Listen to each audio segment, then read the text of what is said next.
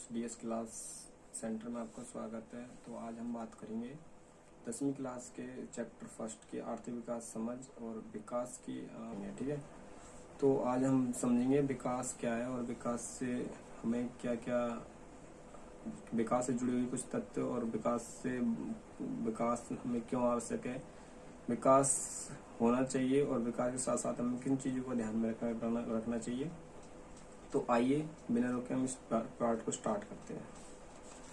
देखो, विकास मेन बात है। विकास क्या है? तो विकास की अवधारणा यही, विकास हम जब छोटे हैं, छोटे से थोड़े बड़े होते हैं, बड़े से फिर जवान होते हैं, जवान के बाद में वृद्ध होते हैं। तो इसी तरह हमारा विकास चलता रहता है। कोई भी मनुष्य है तो उसको क्या होता है कि उसको उसकी आवश्यकता के अनुसार उसको जरूरतमंद चीजें उपलब्ध कराई जाती है। यदि वो जिस चीज की उसे जरूरत है तो उस चीज को यदि वो प्राप्त कर लेता है तो उसका विकास आसानी से हो जाता है। यदि उसे जो चीजों की आवश्यकता है वो नहीं मिल पाती है समय के अनुसार, तो वो विकास करना थोड़ा कठिन हो जाता है। और विकास करते हैं तो कुछ न कुछ समस्याएं तो आती है। तो ठीक है, इसी प्रकार से हम आगे बढ़ते हैं। तो देखो, विकास अवधारणा क्या है और विकास हमसे क्या वादा करता है। विकास हमसे वादा करता है कि कोई भी व्यक्ति है, हम उसकी इच्छा देख सकते हैं। जैसे कि एक स्कूटर वाला ले लो या फिर रिक्शा वाला ले लो। तो जब वो भारत में, हम किसी से ये पूछेंगे कि इस स्कूटर रिक्शा वालों से कि तुम्हें कोई चीज की जरूरत है या तुम्हारा विकास अच्छे से हो रहा है या तुम्हारा जो भी काम कर रहे हो तुम्हें, तो वो अच्छा से वो चल रहा है या नहीं चल रहा है, तो वो हमें रिप्लाई में ये जवाब देगा कि नहीं, हमें से ये काम है जो नहीं चल पा रहा है। ठीक है, तो वो क्यों दे रहा है इस प्रकार से? क्योंकि उसको जरूरत के हिसाब से उसको पैसा नहीं मिल पा रहा है, उसका किराया नहीं दे रहा है कोई। जैसे कि टेम्पो वाला है या फिर रिक्शा वाला है, तो उनको समय के अनुसार, उनको जैसे कि जो लंबी दूरी तय कर रहे हैं तो उनको उनके हिसाब से ये मिल नहीं पा रहा है। विकास दो व्यक्तियों के मध्य में अच्छे से देखा जा सकता है। जैसे कि मान के चले कि एक भाई है, उसकी बहन उससे बड़ी है, तो अब वो सोच रही है कि जैसे कि मेरा भाई बड़ा होगा तो ये हमारे कामों में हमारे साथ हेल्प करेगा या कामों में हाथ बटाएगा। लेकिन यदि भाई ऐसा करता है तो ठीक है, यदि नहीं करता है तो इस प्रकार से अलग अलग लोगों की अलग अलग इच्छाएं हो सकती है। जैसे कि कोई एक औद्योगिक यानी कि जो फैक्ट्री इंडस्ट्री जो मालिक है वो ये चाहता है कि हमारी कंपनी ज्यादा से ज्यादा उत्पादन करे और हमें इससे प्रॉफिट मिले या हमें इससे ज्यादा लाभ मिले। तो उसके लिए वो ज्यादातर कंपनियों को कहाँ पे स्थापित करता है? जहाँ पर पानी की ज्यादा मात्रा हो। तो पानी की जहाँ मात्रा नहीं होती तो वहाँ क्या करता है? वो बांध बनाता है, और बांध बनाता है तो उस जगह पे वो इस चीज को नजर में रखता है कि आसपास के जो क्षेत्र है वहाँ पे उस बांध से कोई नुकसान ना हो। यदि वो नुकसान होते तो वहाँ के जो आसपास के जो मजदूर इलाका होता है या फिर वहाँ के जो आदिवासी होते हैं, जो बसेरे कुछ लोग वहाँ पे आके रुकते हैं, तो वो उनका विरोध कर सकते हैं। तो इसके ऐसे ही विरोध किया जा सकता है, यानी कि जो वादा करता है तो मतलब व्यक्ति का विकास होना चाहिए लेकिन किसी को ध्यान में रखना हो, यानी कि दूसरे को नुकसान न हो और उसका विकास होता रहे। ठीक है, विकास से हमें आय होती है और आय का अर्थ ये नहीं है कि आय जो हमें पैसा मिल रहा है उससे हम अपनी जरूरतों को पूरा कर सकते हैं। उसके साथ साथ हमें कुछ समाज में या प्राकृतिक चीजों के अलावा हमें कुछ संबंध स्थापित करने होते हैं। जैसे समाज में हम दोस्त बना लिए या फिर दोस्तों के साथ में कुछ दोस्तों, माता पिता बना लिए, माता पिता के साथ में भाई बहन, और ऐसे कुछ अलग हमें भौतिक रिश्ते भी बनाने पड़ते हैं, तब जाके हमारा ये विकास हो पाता है। यानी कि जैसे कि हम प्रकृति से बात करें तो हमें ऑक्सीजन प्रकृति की देन है।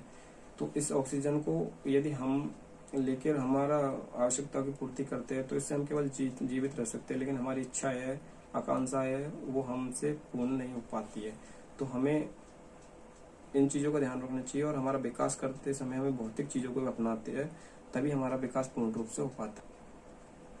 और उद्योगपतियों को भी इस चीज का ध्यान में रखते हुए उनको इंडस्ट्री एरिया जो फैक्ट्री वगैरह है वो उनको इस जगह पर लगानी चाहिए जहाँ पर किसी दूसरे का नुकसान ना हो। नहीं तो वहाँ पर जैसे कि बांध बना दिया जाएगा तो वहाँ पे जो आसपास के इलाके में पानी भरेगा तो उससे उनको, मजदूरों को या फिर वहाँ पे रहने वाले लोगों को नुकसान हो सकता है और उनके घर वगैरह पानी में जलमग्न हो सकते हैं, तो इनसे भारी नुकसान हो सकता है। तो जैसे कि इसके लिए एक उदाहरण ले लेते हैं, जगता जागता उदाहरण है नर्मदा नदी है जो गुजरात में है।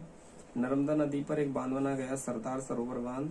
तो उसके लिए, क्योंकि उसमें पानी, उसकी ऊंचाई ज्यादा होने के कारण उसमें पानी अधिकतर ज्यादा भर जाता है, और जब वो पानी भर जाता है तो पानी भरने के साथ में उसके आसपास के जो क्षेत्र जलमग्न हो जाता है, वहां पर खेती या कृषि करने योग्य भूमि नहीं रह पाती है। तो उससे क्या होता है कि किसानों को नुकसान होता है। किसानों के साथ साथ में यहाँ पर आसपास में जो रहले है, जो एक स्थान से दूसरे स्थान पर आए दिन रहते, बंजारे वगैरह जो होते हैं, वो लोग हैं जो मजदूर होते हैं, वो अपना झुग्गी वगैरह बना के रहते हैं। तो उनको क्या है कि नुकसान होता है, वो वहां से एक स्थान से दूसरे स्थान पर जाते हैं, या फिर उसको जो वहाँ पे उनका रहना घर है वगैरह है, वहाँ पे उनको छोड़ना पड़ता है और वो कहीं दूसरी जगह शिफ्ट होना पड़ता है। तो इससे क्या है कि नुकसान उनको होता है। तो इंडस्ट्री एरिया वाले जो उद्योगपति है, उनको इस ध्यान में रखते हुए ऐसी ऐसी फैक्ट्रियों को उसी जगह पर स्थापित करना चाहिए जहाँ पर किसी दूसरे को नुकसान ना हो, और उनका भी विकास सही से हो सके, और जो मजदूर लोग हैं उनका भी विकास अच्छे से हो सके, किसी को किसी प्रकार का नुकसान नहीं हो। अब देखते हैं राष्ट्रीय विकास क्या है। तो राष्ट्रीय विकास, जब हम व्यक्ति आपस में हम अपना विकास कर रहे होते हैं, कहीं ना कहीं हम अपने राष्ट्र का भी विकास कर रहे होते हैं। जैसे कि बात करते हैं, हम अपना विकास कर रहे हैं, यानी कि हम कोई औद्योगिक इंडस्ट्री या कुछ ऐसे कामों में वर्क कर रहे हैं, ऐसी फैक्ट्रियों में काम कर रहे हैं, और वहाँ पे फैक्ट्रियों में वर्क कर रहे हैं। तो उससे क्या है कि हमारी आय में वृद्धि होगी, हमारे देश में आय की वृद्धि होगी। यदि वो फैक्ट्री में हम काम करते हैं तो फैक्ट्री कहीं दूसरे लोगों को पैसा देगी, और उस पैसे देगी तो उससे तो हमारा तो होगा, जैसे हमारा तो आय में वृद्धि होगी और हमारा विकास होगा, उसी प्रकार से उस फैक्ट्री वाले जो पूंजीपति है उनका भी विकास होगा, उनका विकास होगा तो हमारे देश में जो कार्य हो रहे हैं उनका भी विकास होगा। तो इस प्रकार से हमारे जो आय है, तो हम जिस जगह काम करते हैं उससे हमें फायदा होने के साथ साथ में उन इंडस्ट्री और उद्योगपतियों को भी फायदा होता है, और उनके उद्योगपतियों को जो फायदा होता है उसके साथ में हमारे राष्ट्र का विकास भी होता है। तो आइए राष्ट्र विकास को और समझते हैं। और देश के विकास के लिए विभिन्न लोगों की विभिन्न अवधारणाएं हो सकती है। कुछ लोग उसके बारे में ये बोलेंगे, कुछ उसके बारे में अलग अलग बोलेंगे। तो जितनी मुंह होगी उतनी ही बात होगी, सीधी सी बात है। तो उस हिसाब से हमें विकास को किसी अन्य से नहीं पूछना चाहिए, और विकास की अवधारणा हमारे अनुसार ही हमें परिभाषित करनी चाहिए। ठीक है, विकास, हम अपना विकास कर रहे हैं, इस प्रकार से हमारा राष्ट्र का विकास होना चाहिए, तभी जाके हम आगे बढ़ पाएंगे। देखो कई जगह पे क्या होता है कि ये उद्योगपति होते हैं, जो फैक्ट्री वगैरह होती है, वहां पर जहरीली जो इनके कारखाने या कूड़ा करकट निकलता है, उनको ये सीधे ही जलाशयों या नदियों या फिर नहरों में छोड़ दिया जाता है, झीलों में छोड़ दिया जाता है। तो उससे क्या होता है कि वहां पे रहने वाले आसपास के उनको भी नुकसान होता है, जो इसमें से पानी पीता है उसको नुकसान होता है, और जल में जो जीव रहते हैं उनको भी नुकसान होता है, यानी कि मर जाते हैं। तो ऐसा करने के लिए हमें अपना राष्ट्र विकास में बाधक हो जाती है, और राष्ट्र का विकास नहीं हो पाता है। इसके पश्चात हमारा भी विकास नहीं हो पाता है, क्योंकि जिस प्रकार से किसी का विकास मछलियों पकड़ने से हो रहा है, तो उन्हें मछलियां मर जाएगी तो उनका विकास तो रुकेगा ही। तो इस प्रकार से हमारा विकास भी रुक जाता है। विभिन्न देशों की हम तुलना आय के अनुसार ही, या आय जो हमारी विकास है, आय का विकास के अनुसार ही हम उनकी तुलना कर सकते हैं। एक देश की आय क्या है और उस देश से कितना विकास हो रहा है, या उसका विकास कितना संभव है, हम एक रिपोर्ट के अनुसार इसका एक तरह से निरीक्षण करते हैं, और इसको हम रिपोर्ट के अनुसार देखते हैं कि कौन से देश का विकास किस देश से अधिक है, और कौन सा विकास सबसे वृद्धि पर है, और कौन सा सबसे कम वृद्धि पर है। देखिए औसत आय क्या है और प्रति व्यक्ति आय क्या है। तो ये दोनों एक ही प्रकार है, औसत आय और प्रति व्यक्ति आय। तो जब हम औसत आय निकालते हैं, तो औसत आय निकालने के लिए हमसे सबसे पहले हम कुल जनसंख्या करनी होती है। जैसे कि कुल राज्य है तो उसकी पूरे की टोटल जनसंख्या जोड़ी जाती है, और कुल जनसंख्या जोड़ने के बाद में हम उसमें से कुल जनसंख्या जोड़ने के बाद में उसमें कुल आय जो उस देश की कितनी आय उसका हमें टोटल में जनसंख्या में भाग देना होता है। तो हमारी प्रति व्यक्ति आय या औसत आय निकल जाती है। ठीक है, आय और मापदंड। आय को मापने के लिए प्रति व्यक्ति आय का उपयोग में ली जाती है। और विकास को मापने के लिए भी प्रति व्यक्ति आय या फिर औसत आय को भी उपयोग में ली जाती है। उससे इससे ये पता चलता है कि विकास देश का या उस राष्ट्र का या उस राज्य का विकास कैसा है या किस प्रकार से हो रहा है। जिस देश में सार्वजनिक सुविधाएं अधिक मात्रा में होगी या जो सार्वजनिक सुविधाएं अधिक होगी उस जगह पर, जैसे कि स्वास्थ्य सेवा, जो भी सार्वजनिक सुविधाएं दी जाती है, कपड़ा, रोटी, पानी, जो भी, तो उस देश में जिस जगह पर ज्यादा सुविधाएं होगी, सार्वजनिक सुविधा ज्यादा होगी, वहां पर उस देश का विकास अधिक होना संभव है। और जिस जगह पर ऐसी सार्वजनिक सुविधाएं उपलब्ध नहीं होगी वहां पर सब विकास होना संभव नहीं है। ठीक है, अब बात करते हैं बीएमआई। बीएमआई क्या मतलब क्या होता है? बीएमआई किसी भी, जो भी आपने आंगनवाड़ी केंद्र वगैरह होते हैं उन पर एक व्यक्ति की लंबाई नापी जाती है। लंबाई नापने साथ में उसका वेट भी नापा जाता है, यानी कितने कितने वजन है। तो टोटल दोनों को मिलाने के बाद में